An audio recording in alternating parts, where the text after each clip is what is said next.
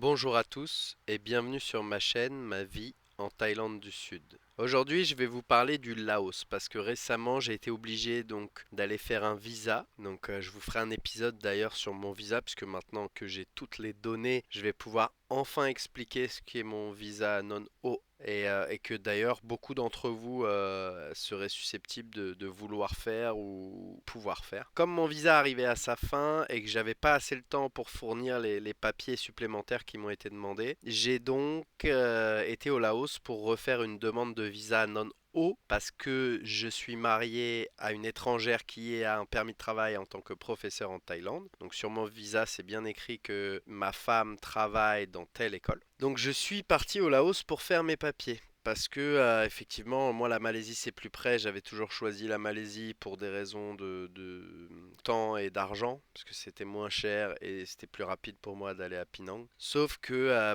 les conditions sont jamais les mêmes. Quand vous demandez un visa, c'est pour ça que l'immigration vous demandera pas, parce qu'un visa dépend vraiment de type de visa et de là où vous le faites. Si j'avais fait mon visa à Penang, il fallait la présence de Yana, ma femme, avec moi. Comme ça pouvait pas être possible puisqu'elle travaille, j'ai donc été au Laos où on ne demande pas la présence de ma femme avec moi. Alors il y a des gens qui me diront oui, non, mais oui. Si, si, ils demandent la présence de votre femme. Ne me demandez pas pourquoi, c'est Penang. Kuala Lumpur, je ne saurais pas vous dire, mais Penang, je peux vous garantir que on peut demander la présence de votre épouse sur place. Voilà. Donc j'ai choisi d'aller au Laos, première fois au Laos. Ça m'a fait très bizarre parce que j'ai pas eu l'impression d'arriver au Laos. Bah déjà l'écriture est très similaire au thaï, ils parlent comme les thaïs Isan, donc il y a énormément de choses que je peux comprendre. Effectivement, il y a des mots qui sont pas utilisés pareil ou des mots qui sont pas pareils, mais c'est quand même très très proche. Ça a été très bizarre cette sensation. Et puis je suis arrivé à Vientiane, à l'aéroport de Vientiane, qui est de l'autre côté du Mékong, donc à 500 mètres de la Thaïlande, quoi. J'ai pas vraiment été très loin non plus. Donc le Laos et sa monnaie locale, le kip. Alors, c'est là où ça devient très, on va dire très drôle. Le KIP a subi une grosse inflation, donc le taux du KIP est très élevé. Je sais plus exactement, mais par exemple, 95 euros, c'est 2 millions de KIP. Si vous venez au Laos avec 1000, 2000 euros à changer, on va vous donner des valises d'argent. Donc à savoir que voilà, un million, c'est un peu moins de 50 euros. Donc 10 millions, c'est un peu moins de 500 euros. 100 millions, c'est un peu moins de 5000 euros. Donc effectivement, vous pouvez vite être milliardaire au Laos. C'est pas cher, oui. Parce que Vientiane, c'est la capitale. Et autant vous dire que le repas le plus cher que j'ai payé, c'est, je crois, 6 ou 7 euros.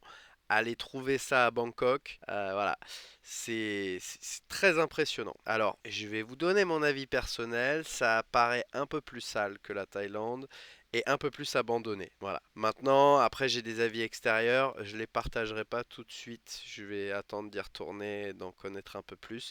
Mais ça m'a donné envie d'y retourner. Les Laotiens sont un peu comme les Thaïs, accueillants, souriants, c'est plutôt facile. Il n'y a pas la différence, enfin même la nourriture, ils mangent moins épicé, mais c'est le même type de nourriture. C'est vrai qu'il y a beaucoup de choses, on va dire, qui sont similaires. Et je pense en Asie du Sud-Est, ça doit être pareil. Le Cambodge, le Laos, le Vietnam, même si c'est pas la même langue, même si c'est pas la même écriture, même si c'est pas la même monnaie, souvent on va retrouver des nourritures qui sont similaires sur de mêmes bases, ce qui est normal. Comme nous en Europe, hein, finalement. Et donc le truc top top super que j'ai kiffé, c'est les produits français. Alors là, je pense que je vais en choquer plus d'un. Mais les produits français au Laos sont moins chers que les produits français en France. C'est-à-dire, je vais vous donner un exemple, il y avait un foie gras qui était à 16 euros le bloc de foie gras. J'ai été voir sur un site de distributeur français par curiosité et il était à 22 euros dans le magasin le moins cher de France. Donc autant vous dire que j'étais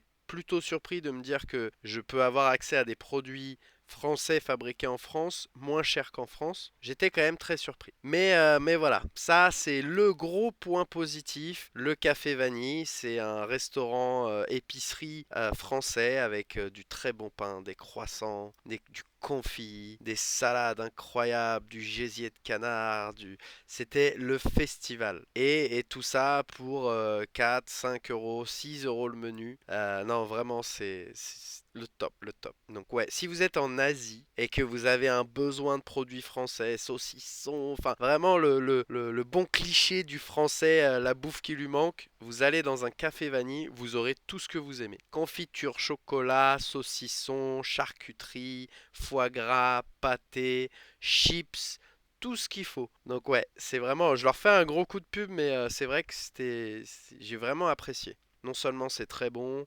c'est pas cher. Et je vous dis le côté petite épicerie avec vous pouvez acheter ci, vous pouvez acheter ça. Ils vendaient des galettes des rois. Après bon la galette était un peu plus chère. Je crois que c'était, je pense comme en France, hein, 18 ou 18 euros peut-être la galette de 6 personnes, une belle grosse galette. Sincèrement, le Laos, j'y suis resté une semaine. Donc j'ai fait deux hôtels différents. Le Mina Hotel qui est sur les Champs-Élysées de Vientiane, l'avenue Lane Xang. Et un autre hôtel qui s'appelle le Vietnam Garden Hotel ou le Backpacker je sais pas quoi. Celui-là vaut vraiment le coup. Alors le premier hôtel j'ai payé donc 13 euros la nuit. C'était une petite chambre, aircon, pas de vue, rien.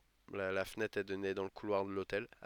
Donc après, très bien, hein. Pour point de chute, j'étais à côté de l'ambassade de Thaïlande. J'ai pu faire le trajet aéroport à mon hôtel à pied qui faisait à peu près 3 kilomètres. Ça se fait bien même s'il n'y a pas vraiment de trottoir. Ensuite, donc j'ai été à l'autre hôtel qui était vraiment pas loin puisque je voulais rester près de l'ambassade. Mais celui-là avait une piscine, la chambre était plus sympa. J'ai payé 16 euros la nuit, mais j'en ai bien profité c'est un genre de guest house. Il y a billard, piscine, bar et il y a beaucoup de gens qui voyagent donc ça permet les rencontres et tout. C'est plutôt sympa. Donc ouais, les prix des hôtels sont pas chers.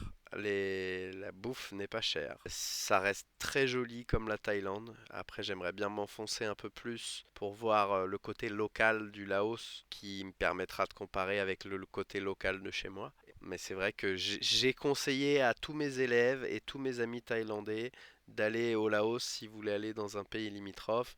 Et je pense qu'on va essayer de s'organiser un petit camp d'anglais, un petit voyage, un petit trip entre potes, etc. au Laos parce que c'est bien cool. Donc après, est-ce que j'ai franchi la frontière à pied. Donc au plomb de l'amitié, vous prenez un bus entre les deux.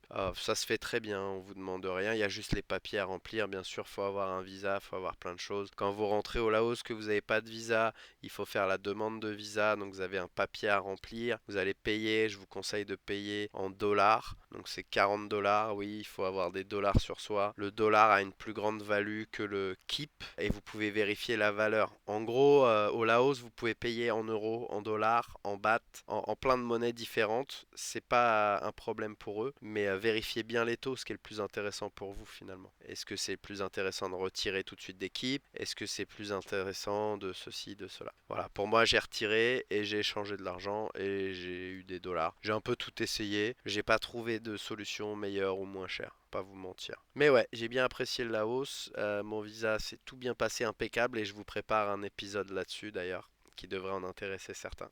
Je vous remercie de m'avoir écouté. À bientôt.